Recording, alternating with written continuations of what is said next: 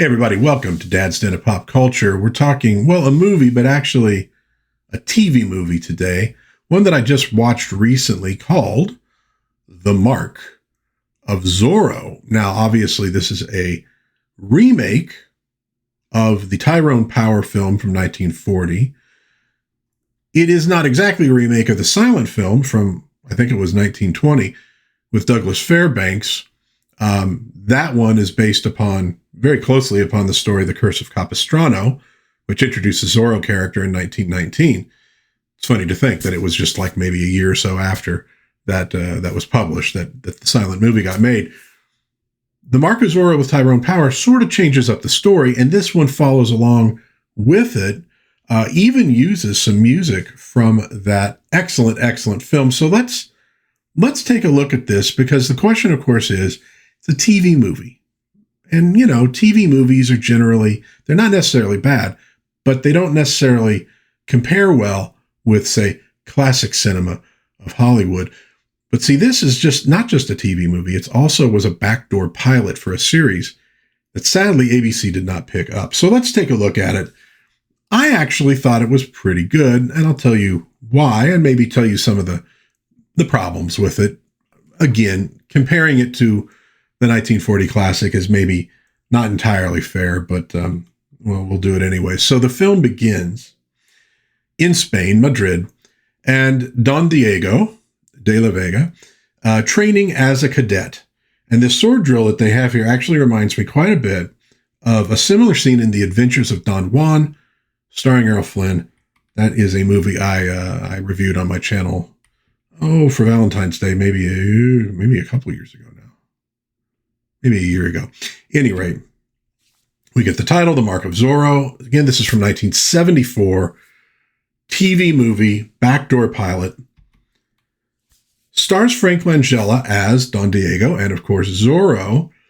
And he does, in my opinion, a really nice job with the role. And he, in this scene here, is chatting with the other cadets. And they're talking about, women and duels over women. And he's like, I have no interest in fighting duels over women, And they bring up, well, what about that duel with Cortez? And he says, well, he had it coming, beating an innkeeper over a matter of wine, And they all kind of laugh and they say, oh, Don Diego, he would solve all the problems of Madrid if only he could. So there we get a little bit of insight into the character. We have seen him doing a little sword fighting. We're going to see him on the horse, etc. So it's a nice little opening, not overly expository, but it gives you a nice quick introduction to who this guy is. He is a swordsman. They kind of make it known that he's a very good one. He is a horseman, two things that are going to be important for Zorro. But also he has a strong moral, ethical sense, which is obviously going to help drive him through the story to come. So now we're going to see the names of some of the other cast members. In particular, I wanted to call it Ricardo Montalban, who was maybe the absolute perfect person at this point in time to play the role of Esteban. He's basically playing the Basil Rathbone role from the 1940 movie, and he does a really nice job with it, playing the bad guy here, like Khan from, the old Star Trek episode, rather than, a good guy, which he often does too. Other members of the cast, Gilbert Roland plays Don Alejandro de la Vega, Yvonne DeCarlo, TV's Lily Munster, playing Isabella Vega, that would be Don Diego's mother. Luis Zorro plays Inez Quintero. Robert Middleton, Don Luis Quintero, he is the governor. So he's the bad guy, but really it's Commander Esteban who's the real bad guy. Ann Archer plays Teresa, the niece of the Quinteros. And it's interesting. Jay Hammer plays Antonio. I wrote that down because it's like right there, and I'm not even sure I remember who Antonio was. Okay. Look, I'm old. Sometimes I forget things. So as the credits end, we're in the tavern with the cadets after training, and they're all, doing the manly cadet talk sort of thing. And Don Diego reveals that he has gotten news from home, and there are problems. So he is giving up his commission to be in the Royal Guard, to go back to California to, to help his family do what he needs to do, his duty. So again, we're learning a little bit about the character. And he's obviously very saddened by this, for as he, toasts to California, it's where a man can only marry and raise fat children and watch his vineyards grow. So doesn't have the action there. It's going to be a boring life, but he's needed, so he's going to go. And it ends with the scene of him throwing his sword up into the ceiling where it sticks. This shows up in a lot of different versions of Zorro. So we also see here him sailing from, Spain to California, which you think about it, that's a heck of a trip back then. You don't have a Panama Canal. So, I mean, you're going all the way down around the Horn and back up. So I don't know, maybe it's like, a year later when he finally gets to California. Directed by Don McDougall, he directed a lot of television, including episodes of Rawhide, Bonanza, Star Trek, $6 Million Man, Chips, Kolchak, Wonder Woman, Planet of the Apes. If you like sci-fi fantasy, you probably watched something directed by this guy at some point. I mean, assuming you're, a baby boomer or Gen X for sure. So once in California, Diego soon hears of the miserable state of things and the hatred the peasants and caballeros have for the governor. Now, this is a shock to him because when he left, his father was the governor, and he can't imagine the things that people are saying about him. So he immediately goes to home, which is sort of I don't know what they call it, the presidio, the home of the governor, where he learns that, in fact, his father is no longer the governor, and the governor's house is no longer his home. And he meets the new alcalde, Luis Quintero, and Captain Esteban, who is Luis's military aide, obviously played by Ricardo Montalban. Montalban is a definite highlight of the film for me. He was great. He would be starring on Fantasy Island about 5 years after this. So he would have actually had time to maybe be on a series for a couple, 3 years before that other opportunity came along. But he does a really great job. But this is a negative in a way too, because this is like I said, a pilot for a series. And if you understand, the Mark of Zorro, you know that as great as he is as Esteban, he will not be returning for the series had they picked it up. So kind of sad. The meeting between Diego and Esteban is very well played. You see, he's figuring it out. Okay, this is the governor, and he can tell who the real active one is. These are the bad guys here. And he immediately starts formulating a plan because you see, as he's talking to them, he slowly softens the way he speaks and starts moving into that sort of dandy, the fop persona that he's going to be using to fool everybody so they don't know that he's actually Zorro. And it's really nice to watch him do it because he does it so well. And before he leaves for his family hacienda, he witnesses firsthand the new governor cheating a poor peasant out of a fighting bird with threats of higher taxes. So here's a wealthy man cheating a poor man out of one of his possessions and threats of higher taxes. So it's not that different from California nowadays, from what I can tell. He also meets the alcalde's wife, and this comes into play in the movie, although not to the extent that it does in the 1940 film. This film is about 20 minutes shorter. So they do have to kind of run through a few things, skip over. But the idea of him sort of pretending to court this woman who's very haughty and very ambitious is there. And it's sort of a way for him to annoy Esteban, who is also kind of, working his wiles on her. She's not the most faithful wife in the world. And so now we get a scene of Diego at home, and he's still playing the fop here because he needs to trick his mother and his father as well. He doesn't want anybody to know what he's up to. And he witnesses his father speaking with the other caballeros, and they want Don Alejandro to basically lead a revolt against the governor. And he's saying, we can't. There's not enough of us. We would be cut down. Then there's nobody to protect the peasants and the friars, etc. We cannot do this. I'm not going to, And Diego enters and does the fop bit for the assembly. But as they all leave, you see him gazing at the swords on the wall. And that night, a hand in a black glove reaches out, grabs one of those swords, and leaves the Z, the mark of Zorro the Fox, who obviously, as they have sort of alluded to, is a sort of legendary figure. Well, now Zorro is back, and he has taken a sword from Alejandro Vega, and Zorro is going to show up right when Don Diego shows up, so it may not be the greatest masquerade in history. And that's actually a problem that does not exist in the book and in that first silent film. They do play it a little bit differently. So his first appearance among the people as Zorro has him ordering a soldier to tear down a tax notice and replace it with a warning to the alcalde and his captain. And then we see him robbing the alcalde and his wife while they're on their way to deposit ill-gotten gold under the nose of Esteban, in a bank in Madrid for when they eventually go there. So no honor among thieves. And finally, at gunpoint, he relieves Esteban of tax money that he's going to redistribute to the people. It's a little bit of a Robin Hood deal. So does this all occur on one day? You kind of get the sense that this is happening over the course of several days.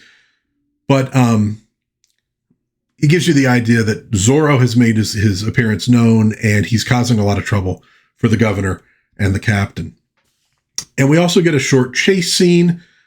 Not the greatest chase scene in the world. He essentially is rushing across, and the soldiers are going, and he just rides behind a bush and waits while they all go by. It was a little bit like a scene from the Scarlet Pumpernickel, the Daffy Duck cartoon. Goes under the cliff, and they all, yeah. It wasn't the greatest chase scene in the world. I will say this, though. There are a couple really good chase scenes in The Curse of Capistrano, the book. The first Mark of Zorro movie is actually a little bit languid, in my opinion. It doesn't live up to that book. The book's a little bit slow for quite a bit of it, but towards the end, it really picked up, and I got really into it. There's some really great scenes that I wish they would duplicate more in some of these movie versions. At any rate, though, we do get to see him riding horses. We then get to see the alliance of Zorro with Fray Felipe, and the fact that Diego does not let him in on his secret identity right away, but he's going to use him to get the tax money back to the poor. So at night, he uses his knowledge of the governor's hacienda to sneak in and to confront the governor directly. And he warns him, you need to leave California. You need to appoint Don Alejandro as your successor. And he sets up a little thing with the sword, which is obviously another sword, not the one that he took. With the sword, though, balanced on something pointing into his chest, and he blindfolds him. So the governor thinks that Zorro is still there holding a sword on him, when in fact he's already left. But at any rate, one other little nitpick here. The mask they have for Zorro in this kind of covers the nose and pinches it just a little bit, and it's a little noticeable when he's speaking as Zorro. But again, Langella does a good job playing the character, so I'm not too worried about that. So after having done that, he visits with Luis's niece, Teresa. Now, in the original book and first couple movies, her name is, and it is slightly different characters, but we'll call it the love interest, is named Lolita. And it kind of occurred to me as I was rewatching this. Oh yeah, 1974 in the United States, Lolita has taken on sort of a different meaning than they might want to have for the show. So they rename her Teresa. But he gets to meet her while he's disguised as a friar. Ann Archer is not bad in the role, and I liked her a little bit further along in the show. But to be completely honest, I think the best Zorro love interest in any of the many movies that I've seen is probably Catherine Zeta-Jones. A lot more fire, a lot more spark. But she does a decent job in this. So she admits to this man who has already seen her once and has kind of a love at first sight thing going with her, but kind of confesses she's in a turmoil. She wants to leave her uncle's house. It is lonely because people hate him, even though he has been good to her. But, so she'd like to leave, but he has been good to her. Blah, blah, blah, blah, blah. So Diego, listens to all this and says things that a friar probably should not be saying to a young woman. A little too poetic, not like dirty or anything like that. And she does notice at one point his boots and his sword, that's kind of, sticking out from under the robes. I know that sounds suggestive. It wasn't meant to. And so, she's startled that this is obviously not a friar. And so as he escapes, we get the first bit of sword fighting. And sadly, very poorly lit sword fighting. Now, I'm watching a version of this that was probably taped on a VHS tape a long time ago. It's not the highest quality. If this was cleaned up, it might look a little bit better. But as it is, it's a little hard to see what's going on in the sword fight. But he takes on multiple people, and so you definitely understand that this guy can really fight. So at this point, we're about halfway into the movie. We got the basic story and conflicts down. We understand the characters. We have had a chase on horseback. We've had some sword play. And I would say that it is pretty much on par with most of the action-adventure kind of shows of the period, late 70s into the early 80s. So not bad, but, it's not like, again, as good as the Tyrone Power original. Now I'm going to fast forward a little bit in the story because the basic Zorro storyline, I think most people know. He is seeking to frighten away Quintero and gain advantage against Esteban. And to me, that's one of the more interesting bits of the show is the dueling, mostly verbal, between Diego or Zorro and Esteban, therefore between Langella and Montalban. Like I said, I think they're the two best things in this, and having their little back and forth, they're always seeking advantage in one way or another, right? Just as you would with dueling with swords. I think it's one of the highlights of it. And he also does a nice job in his scene with Inez, and she plays it very well too. I think it was Gale Sondergaard was in the original. She doesn't get quite as much time to be the sort of, not quite a Lady Macbeth, but a little bit like that as Sondergaard did, but she does a good job with what, she had. So ultimately, Diego does reveal his identity to Teresa, and making her an ally of his and confessing his love, and we get all that good stuff.